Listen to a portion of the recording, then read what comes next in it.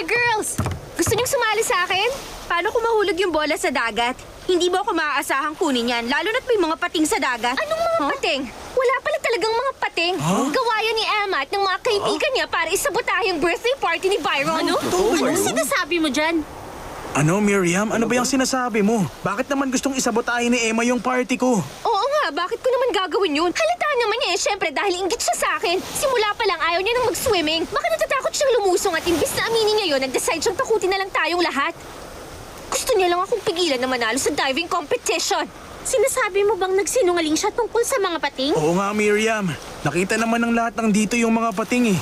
Zane, pwede mo bang sabihin sa amin lahat yung narinig mo kanina? Oo ba? Narinig ko si Cleo na sinasabi niya kay Emma at Ricky na pinaniwala niya ang lahat na pating nga yung mga yun. Pero ang totoo, alam niya mga dolphin yun.